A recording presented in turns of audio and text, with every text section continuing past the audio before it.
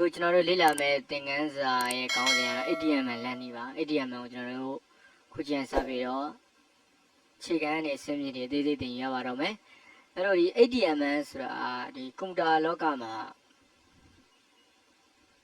မသိရင်မဖြစ်တဲ့ပညာရပ်ပေါ့နော်အဓိကအပြင်ကျွန်တော်တို့ web design ပေါ့နော်ဒီ web internet ပေါ်မှာကျွန်တော်တို့ website တွေရေးမယ်တင်မယ်ဆိုရင်ဒီ HTML ကိုမသိလို့မရပါဘူးဒါကြောင့်တော့ဒီ HTML လေးကိုအခြေခံစပြီးတော့လေ့လာကြအောင်နော်ဒါကွန်ပျူတာတက်တူမှာဆိုရင်ကွန်ပျူတာကျောင်းသူကျောင်းသားတွေမသိမဖြစ်သင်ရမယ်ဘာသာရပ်တစ်ခုပါပဲโอเค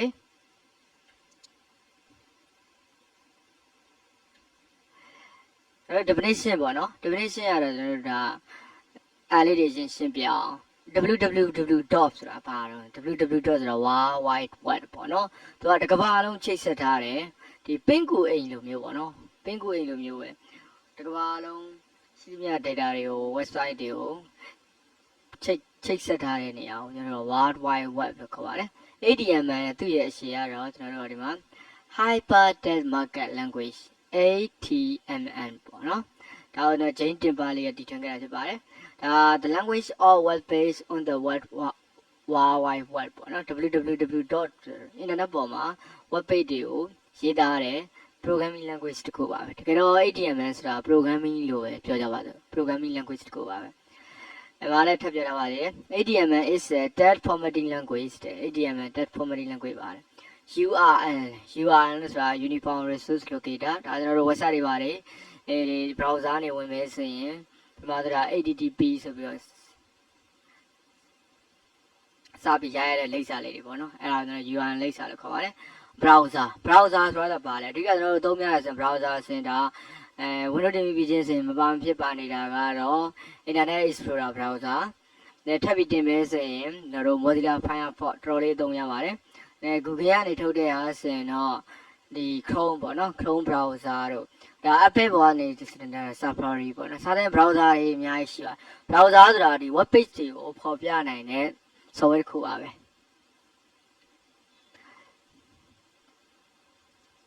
ဒီမှာစာတွေဆိုရင်လည်းကျွန်တော်တို့ဒီ HTML စာစီစာရိုက်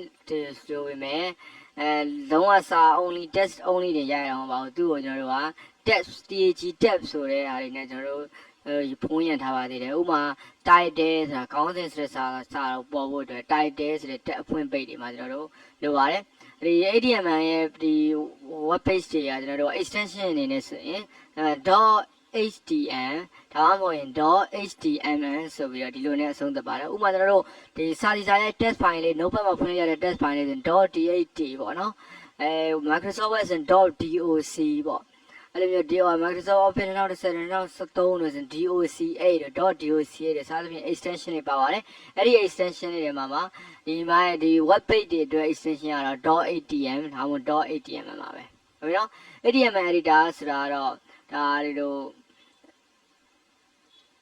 HTML code တွေပေါ့နော်အလွယ်တကူရေးသားလို့ရအောင်စီစဉ်ပေးထားတဲ့ software တွေပေါ့ဥပမာတို့ဒါ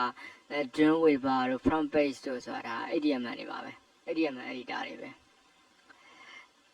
Okay tabs TGS tab ပေါ့ဒါလေးနဲ့အဆုံးသတ်တယ်ဆိုတော့ဒါဒီခေါင်းစဉ်လေးကိုပေါ်ဖို့အတွက် my web page ဆိုတဲ့စာလေးကိုကျွန်တော်တို့ဒီမှာ title ဆိုတဲ့ angle bracket ဒါလေးကို angle bracket လို့ခေါ်ပါတယ်ဒီ angle bracket ဖွင့်ပိတ်လေးတွေနဲ့ကျွန်တော်တို့ရေးပေးရပါတယ်โอเคနော်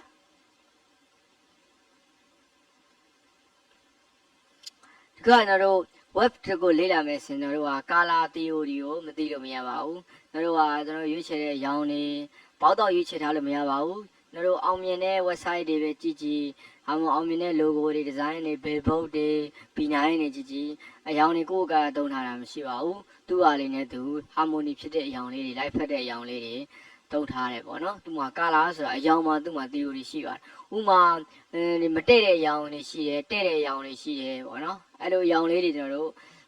သုံးနိုင်ဖို့အတွက် color code တွေလည်းသိရမယ်နောက် color theory လည်းသိရမယ်ကွန်ပျူတာမှာအခြေခံတဲ့အရောင်တွေကိုကျွန်တော်တို့က RGB ဆိုတဲ့ red green blue ဆိုတဲ့ပုံမှာမူတည်ပါတယ်ဟုတ်ကဲ့နော်ဒါတွေကတော့ red green blue သူ့ရဲ့အခြေခံအရောင်တွေပေါ့နော်ဟုတ်ပြီ ဒီမှာအခြေခံရောင်တွေမှာဒါကာလာနိမ့်ပေါ့နော် website တွေမှာဆိုရင်တို့လိုချင်တဲ့ရောင်တွေကာလာနိမ့်နဲ့လည်းယူလို့ရပါတယ်ဥပမာ blue လို့ယူမယ်ဆိုလည်းရတယ်ဒါမှမဟုတ် RGB တန်ဖိုးနဲ့တက်ယူမလားရသေးတယ်ဒါမှမဟုတ် hexadecimal ဆိုတော့ RGB ဒီမှာကနန်းဆိုတော့ 000FF ပေါ့နော်သူနှစ်ခုကိုတအုပ်စုခွဲလိုက်နှစ်ခုကိုတအုပ်စုခွဲလိုက်ဟုတ်ပြီနော်တစ်ခုကိုသူကနှလုံးရတယ်အဲ့ရဲ့တန်ဖိုးကိုရိုက်ထည့်ရင်လည်းဒီတန်ဖိုးလေးနဲ့တွားရင်လည်းကျွန်တော်တို့ကအယောင်တွေရပါတယ်ဒါပေမဲ့သူ့ချိန်မှာတော့ဒီ hexadecimal နဲ့တွားမယ်ဆိုရင်သူ့ချိန်မှာ hash sign လေးတော့ခံပေးရသေးတယ်โอเคနောက်တဲ့သင်ခန်းစာမှာဒီမှာတွေ့လိမ့်မယ်ဟုတ်ပြီနော်အဲဒီမှာဒီရဲ့အယောင်နာမည်ဒါအယောင်ရဲ့နာမည်ပါအဲဒီမှာအယောင်ရဲ့ဟောဒီပါဒီရဲ့ color table တွေကိုလည်းကျွန်တော်ဒီခွေထဲမှာတခါတည်းထည့်ပေးထားပါတယ်ဟုတ်ပြီနော်ပြီးတော့ဒီ html ကိုကျွန်တော်လေ့လာတဲ့အခါမှာကျွန်တော်တို့ header tab header ပေါ့နော် html ဆိုပြီးတော့ဒီ angle bracket တွေမှာရေးရမယ်ပြီးရင်တို့ခေါင်းစဉ် title တွေတော့ header တွေကြားမှာရေးပေးရမယ်တို့ပြီးရင်အထက်ရ content ပါဝင်တဲ့နေရာတွေတော့တို့ body section ထဲမှာပေါ့ရေးပေးရမယ် body element လို့လည်းခေါ်ပါတယ်အဲ့ဒီမှာ body ဆိုရင် body ရဲ့အထက်မှာ attribute ပေါ့ထပ်မံရွေးချယ်ပြီးတော့ comment တွေကြီးညာလို့ရတာတွေအများကြီးရှိပါသေးတယ်ဥပမာဒီ body တွေမှာ text ကိုဘာရောင်နဲ့ယူမှာလဲပေါ့နော်body ရဲ့ background color တွေကိုဘာထားမှာလဲစသဖြင့်ရွေးလို့ရတယ်တို့ဒီ link v-link a-link ဆိုတာလေးကိုကျွန်တော်တို့ရှင်းပြပေးမယ်နော်တို့ internet ကိုသုံးတဲ့အခါမှာဒီမှာနှိပ်လို့ရတဲ့ link လေးတွေရှိပါတယ်အဲ့ဒါလေးကိုကျွန်တော်တို့ကထူးခြားတဲ့အယောင်လေးတွေနဲ့ဖော်ပြရင်ပေါ့နော်ဥပမာ default အနေနဲ့ဆိုရင်ဒါအပြာရောင်လေးဖြစ်နေမှာပေါ့အဲ့လိုမျိုးဆိုရင်အဲ့ဒီစာကိုနှိပ်လိုက်တယ်အဲ့ဒီပေါ်မှာmouse pointer လေးကပုံစံမျိုးပြောင်းသွားမယ်ဥပမာလက်ပုံစံလေးဖြစ်သွားမှာပေါ့နော်နှိပ်လို့ရတဲ့သင်္ကေတတစ်ခုလေးဖြစ်သွားမယ်အဲ့ဒီပေါ်ကိုတင်လိုက်တဲ့အခါမှာဆိုရင်တို့က visited link အဲ့ဒါဆိုရင်တို့က purple ရောင်လေးဖြစ်သွားမယ်နှိပ်ပြီးပြန်လွှတ်လိုက်လို့ဆိုရင်တော့တဲ့အရောင်လေးတစ်ခုပြောင်းသွားလိမ့်မယ်ပေါ့နော်ဒါသူ့ရဲ့ default ရောင်တွေကတော့ဒါ blue purple yellow ပေါ့ဒီမှာရောင်တွေကိုခေါ်သုံးတဲ့အခါမှာဒါဆိုဒါ hexadecimal code တွေနဲ့ခေါ်သုံးထားတယ်အဲကြောင့်သူ့ရှေ့မှာ have sign သင်္ကေတလေးပါနေရတယ်โอเคနော်ဒီမှာသူသက်မထားတဲ့ရောင်တွေမကြိုက်ဘူးဆိုလည်းကိုယ့်ဘာသာကိုပြင်ပေးလို့ရပါတယ်အဲဒီတော့ကျွန်တော်တို့ဒီ website တွေရေးတဲ့နေရာမှာဖြစ် programming တွေရေးတဲ့အခါမှာဖြစ်ကျွန်တော်တို့ code တွေကဘာကြောင့်ရေးရပါတယ်ဘာရွေးချက်ကြောင့်ရေးရပါတယ်ဆိုတော့ကျွန်တော်တို့က command တွေရေးပေးရတယ်ဒီ command တွေကအလုံးမှာတော့မဟုတ်ဘူးပေါ့ဒါပေမဲ့ဒီကဘာရွေးချက်ကြောင့်ရေးခဲ့ပါတယ်ဆိုတော့ကိုယ်ကိုယ်တိုင်ပြန်ဆရာရှင်းလေလွယ်တယ်ကိုတို့သူများကလိုလို့ပြန်မယ်ဆိုလေသူလည်းနားလဲတယ်တနည်းအားဖြင့်ပြောရရင်အားလုံးခြုံငုံနားလဲစေတဲ့ universal format တစ်ခုပါအဲ့ဒီကကျွန်တော်တို့ဒါပုံမှန် website လေးမှာတိတ်မသိတာပဲမဲ့ programming program တွေမှာတိတ်မသိတာပဲကြီးမားတဲ့ program တွေကြီးမားတဲ့ website တွေမှာဆိုရင် code တွေကိုမရောထွေးအောင်လို့ဘာကြောင့်ဘာရွေးချက်ကြောင့်ရေးထားပါလဲဆိုတော့ command အနေနဲ့လာပါတယ်ဒီမှာ command တွေကိုသုံးတဲ့ပုံစံလေးပါဒီလိုလေးသင်္ကေတလေးနဲ့ဂျာထဲမှာရေးခဲ့စာတွေကို browser မဖတ်ပါဘူးမသိပါဘူးကြော်သွားပါမယ်နော်တနည်းအားဖြင့်ပြောရရင်တော့ဒါ command tag ကိုအသုံးပြုပြီးတော့ရေးမယ်ဆိုရင်လည်းရပါတယ်โอเคနော်ကြည့်ရစေ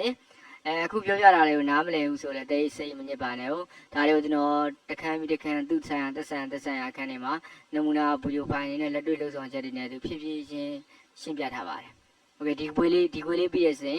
html ကိုကျွန်တော်တို့ကတင်တက်ဆက်မလို့ပဲနဲ့ကျင်းသွားပါလိမ့်မယ် html ပြီးရင်ကျွန်တော်ဆက်လေ့လာမှာရတော့ကျွန်တော်တို့ css လေ့လာရမယ်နောက်ပြီးတော့ javascript တွေကိုလေ့လာရအောင်မယ်ပြီးရင်တော့တရားလေးပြီးတော့ဆက်ထုံးမယ်စောင်းကတော့လွန်ခဲ့တဲ့တနေ့လောက်ကရေးထားတာပါဒါကိုကျွန်တော်အခု video learning ပြန်ပြောင်းမှာပေါ့အဲ့ဒါတော့ဒါ dreamweaver စောင်းလေးပေါ့နော် dreamweaver ဆိုတော့ခုနပြောတဲ့ html tag editor software တွေပါပဲdreamweaver တော့ရေးတာတော့ပို့ပြီးတော့လွယ်တာပေါ့ဒါပေမဲ့လည်း html ကိုအခြေခံကြစနစ်ကြမသိဘူးဆိုရင်လည်းအဲ့လိုsoftware တွေနဲ့